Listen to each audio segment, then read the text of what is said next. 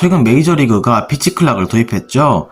피치클락은 그야말로 투수, 타자가 동작을 준비하는 데에 시간에 제한을 두어 조금 더 경기를 박진감 있게 만드는 제도입니다. 거기에 견제수 제한을 두어 투수들이 피치클락을 무한대로 늘리는 것을 방지하는 제도입니다. 이 제도로 인해 메이저리그는 작년보다 이번 시즌 경기 시간이 30여 분가량 줄어들었다고 합니다.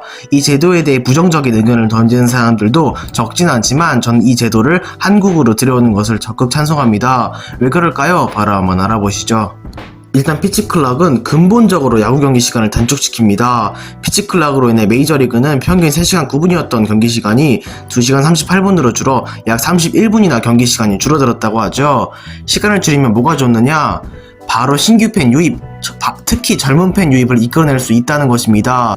요즘 틱톡, 릴스, 쇼츠로 짧은 영상들에 적응되어 있는 젊은 세대들은 3시간이 훌쩍 넘어가는 야구를 절대 재밌게 볼 리가 없습니다. 이렇게 경기 시간을 줄여 젊은 팬을 유입시킬 수 있을 것입니다.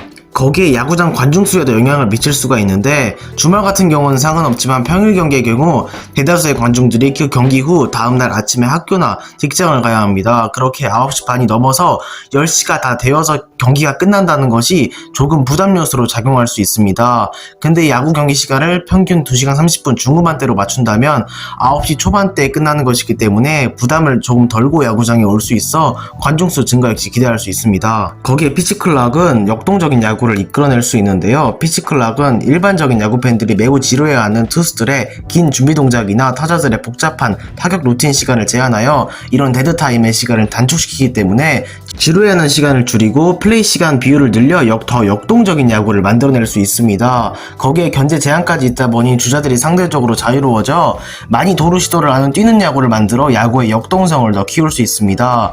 이 제도의 수혜를 받고 있는 선수가 바로 피츠버그의 배지환이죠. 벌써 도루 10개로 내셔널리그 3위까지 올라 있습니다.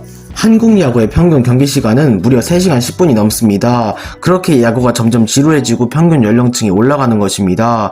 그러나 선수들이 마음이 급해져 수준 높은 경기력이 나오지 못할 것이라는 반대 의견도 존재하는데요. 하지만 저는 이렇게 생각합니다. 적용되면 괜찮아질 거라고요. 농구는 원래 공격 시간 제한 룰이 없었으나 1950년대 초 이 룰을 제정한 이후부터 농구의 인기는 급속도로 상승했습니다. 야구도 이와 같은 성과를 기대하는 것은 조금 힘들겠습니다만은 점점 시청 평균 연령층이 상승하고 있는 야구는 뭐라도 변화하려고 해야 한다는 것입니다. 뭔가 바뀌어야 짧고 자극적인 영상물에 익숙해져 있는 젊은 팬층들을 유입시킬 수 있을 것입니다.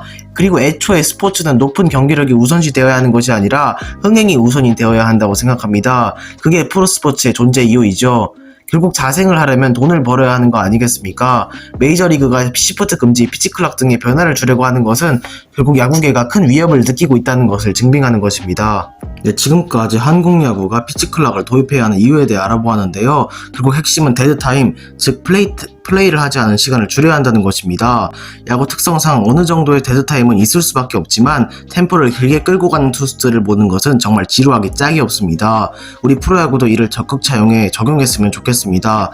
2028년 안에는 도입해야 한다고 봅니다. 시청해주셔서 감사드리고요. 구독, 좋아요 한 번씩 부탁드립니다.